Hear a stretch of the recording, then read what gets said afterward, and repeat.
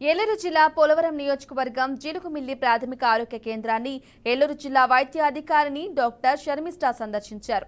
ప్రభుత్వ ఆసుపత్రిలో రికార్డులను పరిశీలించారు. మండలంలో జ్వరాల వివరాలను సిబ్బంది అడిగి తెలుసుకున్నారు.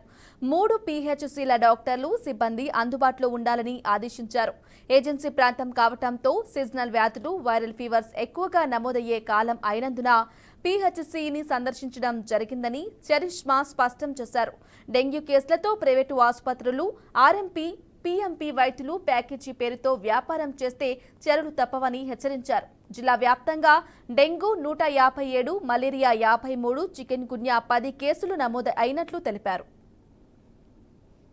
మన్యంలో ఎక్కువ ఏంటంటే ఎక్కువ జాగ్రత్త పడాల్సింది మలేరియా కేసులు. కానీ మలేరియా గత సంవత్సరం 22-23 పోల్చుకుంటే మాత్రం చాలా తక్కువగా ఉంటుంది. మనకి అదొక బ్లెస్సింగ్. బిఫోర్ లాస్ట్ ఇయర్ మనకి 153 కేసులు రిపోర్ట్ అయితే ఇప్పుడు వరకు మనకి 50 కేసులు మాత్రమే రిపోర్ట్ ఉంది.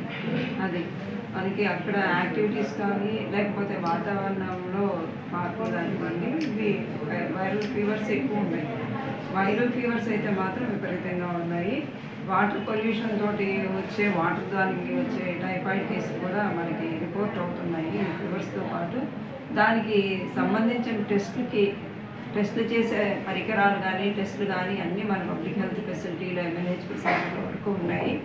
అలాగే దానికి సంబంధించిన మందులు కూడా మనకి ఎక్కడ స్కేర్సిటీ లేదు. మనకి రెగ్యులర్గా దానికి సంబంధించిన కోర్స్ ఆఫ్ మెడిసిన్స్ అన్ని చోట్ల కూడా సఫిషియెంట్గానే ఉన్నాయి.